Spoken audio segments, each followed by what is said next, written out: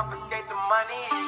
That girl is a real proud small world, all her friends know me. So we are back to the brand new episode of Cincinnati Stingers MyLEAGUE here in NBA 2K17. The last episode we went into another season of the Stingers franchise, and is a pretty memorable episode as one of our best players of all time, Shane Wheeler, did retire. So Shane Wheeler, number 4, is now going to be hung in the rafters here in Cincinnati. So now I'm going to move on to a brand new era of Cincinnati basketball without our man Shane Wheeler. But one man who might be retiring this year though is point guard Nick Cheeks. Nick Cheeks, great career here in Cincinnati. He might have his last year. He's 36 years old. His overall is going down, 81 overall to start off this season at point guard. You have Chris May at shooting guard right now. You have Frederick Aldridge at small forward. Power forward, you have Cody Kerr. And at center, we have our man Craig Lawson. But number 1 in power rankings again this season, even though we didn't win last year. But going to start the sim 0-1 to start off the season. But you end up going to an 8-1 record here, 9-2. So they're still killing it as usual without Shane Wheeler on the team. So Shane Wheeler, it does open up some more opportunities for some more players to step up and play. Like, now I could finally go and pay Craig Lawson because it is his contract year, and we gotta go pay the man. As he's like 90 overall, so I mean, you gotta pay him the money he's worth. Craig Lawson could have a breakout year this year without Shane Wheeler in the way to go and block his path. But now, 31-12 right now, not too bad of a record, I guess, that are starting shooting guard there. As we do have, I believe, like a backup in right now, because I checked later, and it didn't look like they left Chris Mayo there at shooting guard. So shooting guard, it's open to anyone practically, I guess. At point guard too, it's even up for consideration. But right now, 5th in MVP is Craig Lawson there, averaging double-double. Number 1 defensive player of the year right now is Craig Lawson. 5th is Cody Kerr, and your all-stars, Craig Lawson. So no other Stingers but Craig Lawson in the All-Star game. Western All-Stars are the same old kind of guys, including Andrew Wiggins Jr. So Jr., he's playing pretty well, I guess, up to his popularity, but going into the All-Star Stars tournament, basically, a few players like Andrew Wiggins Jr., but no one of our players at all. I think we had one, actually. It might have been one of our point guards we drafted last year. We go and sign Craig Lawson to a contract, but Cody Kerr, we cannot sign him under the cap,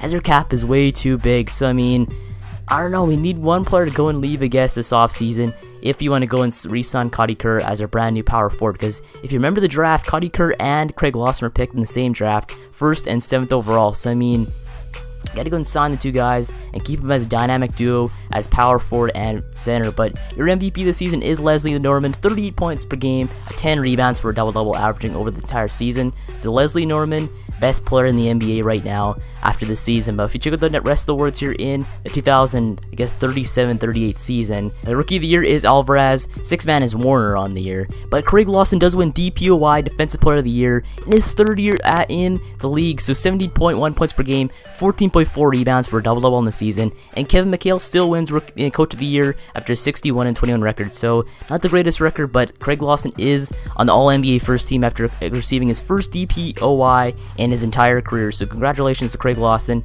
on the first team honors and the DPOY award. But the rest of the awards, we have all defensive first team, Cody Kerr and Craig Lawson. We got to keep these two together on the team for the rest of time. So Cody Kerr and Craig Lawson, number 1 thing is to go and re-sign Cody Kerr in the offseason for sure. No doubts about that one. But rookie teams, you have nobody on there, obviously, because we had no rookies that were good on this season. For first round matchup, we weren't first in the East for some reason. We were tied for first, but Boston got more points.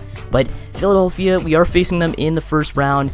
Philly, they don't have really that good of a team. They have 2 major injuries too, I guess. So we have no injuries. They have 2 major ones. So we get into the first game, though. We take this one after a 1-point win, though. 108-107 final for us, as Aldridge puts up 24 points. Going to game 2, we take game 2 to go up 2-0 here in the quarterfinals against those 76ers. Aldridge drops 32, Mayo 32 and 18 rebounds for a double-double, and so on. But going into the next game, we win this. Oh, no, they win that one to go up, make it a 2-1 series here in the quarterfinals. So look at that, though. Cheeks puts up 27 points, Craig Lawson 22 points, 13 rebounds for a double-double.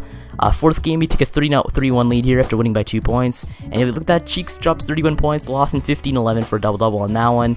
If you go into the last game, potentially the last game of the series, we win the first quarter 39 points. We win this one 144-106 final. As look, Lawson puts up 37 points and 18 rebounds and 7 blocks in that game, 5 steals.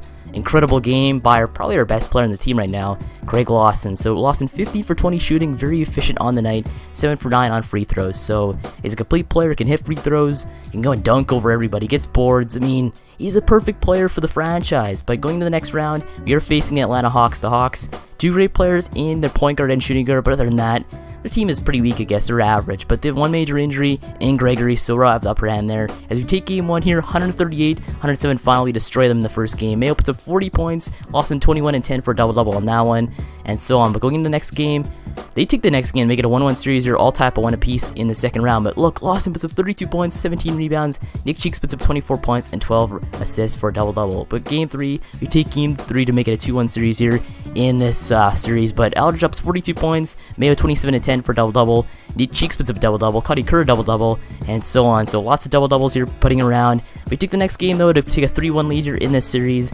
And now we finally have the upper hand as Lawson puts up 36 points and 27 rebounds in that game. My god, he is a god in this playoffs. I can't believe how well he's playing right here. 27 rebounds, I believe it's a career high. Same with points, though, 2 for 36 in the night. But going into the last game, potentially the last game of the series, we take this one easily, 144-108 final. Moving on to the ECF. For actually last year we went and lost in the semifinals, so now we're moving on to the ECF for the first time in 2 years. So now that game we destroyed there. Moving on against the ECF, we're facing the Indiana Pacers. The Pacers, they're not actually, they're pretty average of a team. 75s all across the board, I guess. And their bench is good, but their bench is almost as good as their starting lineup, so that's not really that good. No injuries for both teams, but game 1, they take game 1 to go 1-0 here in this series. Mayo puts up 19 points and 10 rebounds for a double-double.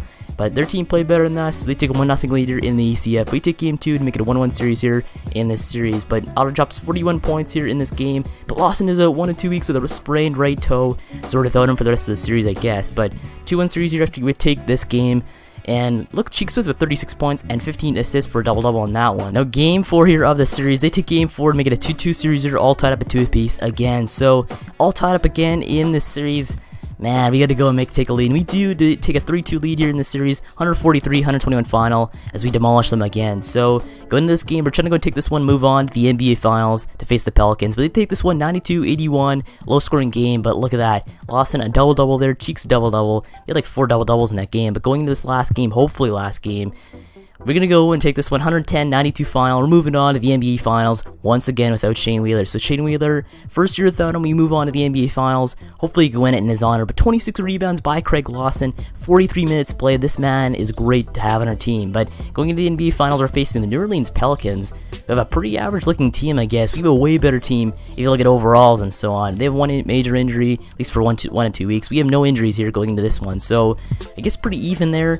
As the first game, we win this 107-99 final, as Aldridge drops 26 points, lost at 18 and 23 for a double-double. Crazy amount of rebounds he's putting up. He's like Bismack Biyombo here, putting up like 20 rebounds a night. It's crazy how great he is in the playoffs, but Moss puts up 28 and 11 for a double-double.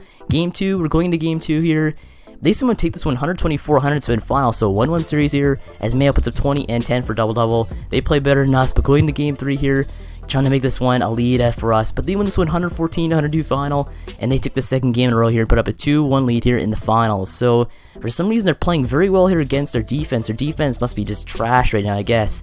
I have no idea, but 2-1 series here for the Pelicans. We gotta take this one, but they win this one again and take a 3-1 series lead here in the finals. So 3-1 series leads have been blown before, obviously, like I've said before. The Golden State Warriors blew it. Maybe they could be the Golden State Warriors in this finals. Hopefully they are. As we win the second quarter, they win the first quarter, but it's over from there. They win 118-106 final. They've won the NBA championship against the Cincinnati Stingers. So the Stingers, they lose the finals here. Rob Moss was just crazy good. 84 overall, putting up 28 points a game, but crazy game for him, or finals for him. Aldridge dropped 25.5 points per game average for the playoffs, so not too bad of an average there. Cheeks puts up 17.4. Lawson puts up a double-double there. 14 rebounds in the playoffs. That's crazy to have an average like that. But other than Lawson, our team really didn't play that well, I guess. We had Cheeks like Sean, or like he played very well, I guess, in his probably his last playoff series here. But going into the player retirements here, looking down the list here, there's no Stingers so far, but Nick Cheeks is retired here, 16 years in the league, 36 years old. Nick Cheeks is gone from the game. So Cheeks, my body's giving me all the signs. It's time to hang him up. So Nick Cheeks decides to go and retire here after 16 years in the league, all with one team, your Cincinnati Stingers. So the Stingers, I guess he's probably our #1 player of all time. 3 MVPs, over 10 All-Star appearances, 11 NBA championships. I mean, that's It's gotta be some type of record, I guess. I have no idea. But 1,237 games played, 21.9 points per game, averaged 10.1 rebounds and assists per game in his career. So he averaged double-double here in his entire career. That is a crazy thing to say, I guess. But 27,122 points put up in his career, 12,512 assists, 3,360 steals in his career. So great numbers by a great man. And he's won 3 MVPs, so I guess he's probably one of the greatest players of all time in NBA history. Probably one of the top point guards of all time, I guess you could say, when you look at that. But going to his stats for the last of his career, B+ playmaking. You knew when his playmaking was going down. You know for sure he was going to retire, I guess. His playmaking was the best thing about him. He dished assists like every single night. That's why he averaged double-double over his entire career. But look at all his badges, though. Those badges are crazy to see from one player. 19 badges in total. 10 of them are great, but 11 championships, that's probably tied for the most of all time. 13 All-Star appearances there, 3-time All-NBA first team, 5-time All-NBA third team, Rookie of the Year, and first team rookie honors. So, great career by him. We're just going to review everything on here so you can keep track of it all. But Nick Cheeks, he put up actually pretty good last season, I guess. Not too bad over his average for points. He averaged like 17 points per game in the season. Not too bad when you have a guy like Craig Lawson here, taking all the minutes, taking all the night, taking the ball the entire night. But other than that, not too bad of a last season for Nick Cheeks. Yeah, way better season than Shane Wheeler did. But Nick Cheeks, Stingers fans, I'm truly blessed to be part of this organization, but it's time to call it a career after this season. So he decided to retire in March. I had no idea he was going to retire, but 94 potential, great potential. He lived up to it very well, and probably even exceeded it. But we also have one other retirement, Malcolm Little, former Stinger, 4-time champions with the Stingers. So he's a great playoff player as he just put up tons of points in the playoffs. Hopefully you can see the playoff stats sometime. But Malcolm Little, Malcolm X, a great career, but here he started off his career in Philly. We got traded to the Stingers and left for free agency because we left in Miami Heat trade with to get Chris Mayo. But other than that, staff retirements, we have a ton of staff retirements too. No Kevin McHale here, so Kevin McHale, I'm kind of anticipating him to retire, so maybe go and add a great coach as our head coach. But if you look at that, Nick Cheeks is moving on to the Hall of Fame. So the Hall of Fame is his next stop in his career. 1,237 games played, 21.9 points per game, 10.1 assists per game. Great career by a great man. Probably the best point guard in Stingers history, obviously, Nick Cheeks. And that gets his number 1 retired with the organization. 2022, when he went and picked him in the draft. At least we traded for him in the draft. And years from the franchise, 2022, 2038. We also have Dick Hoffman, though, with the Golden State Warriors. That is a number retired, too. But other than that, we do have 2 retirements now. Shane Wheeler and Nick Cheeks both going together to the Hall of Fame back-to-back years. So, great careers by both players. Hopefully, can bring them on as coaches. I don't know if there are options for coaches yet. Hopefully, they'll be eventually. But last year, I went and checked. Shane Wheeler, not an option for head coach yet, or assistant coach, or any position whatsoever. So hopefully, maybe they might be able to be coach options in the future. I have no idea. Why not? But when you go to league meetings, we do have a few things that are rejected. But other than that, no new rules approved for this season, which is pretty cool to see that. Because I don't want new rules approved every single year. It kind of sucks. But going to the draft lottery here, we do not have any picks here, as the Knights are the number 1 odds so far, but they drop the second year as the Blazers get the first overall pick. They get second, and the Clippers get third. So, staff signings, we have nobody there. As we head into this draft here, maybe trying to go and pick somebody good at 30th spot as it's the 2038 NBA draft.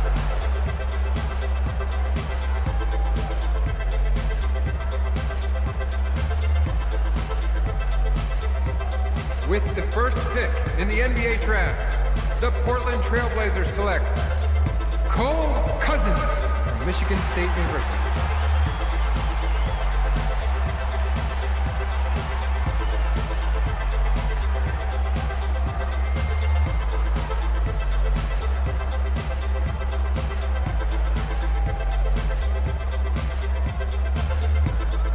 With the second pick in the NBA draft, Neil Tate from the University of Oklahoma.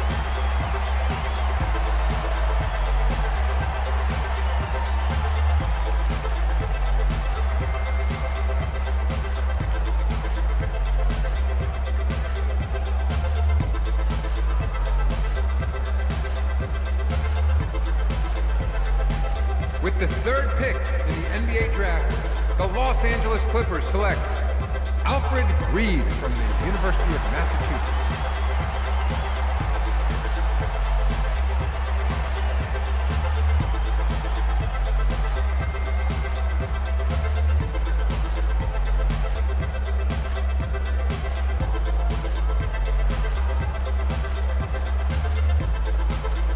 With the fourth pick in the NBA draft, the New York Knicks select Jerome Starks from Villanova University.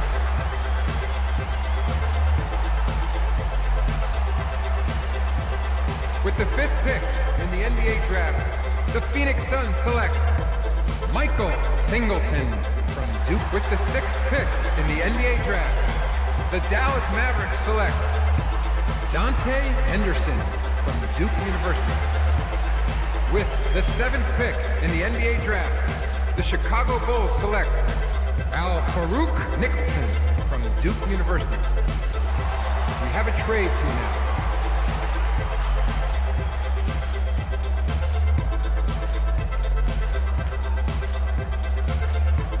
With the 8th pick in the NBA draft, the Boston Celtics select Darius Randolph from the University of Texas.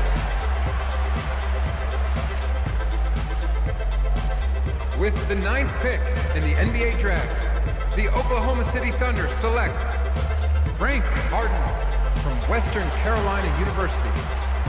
With the 10th pick in the NBA draft, the Utah Jazz select Claudio Valencia from Spain. We have a 30th pick in the NBA draft, Max Slaughter from the University of Arizona.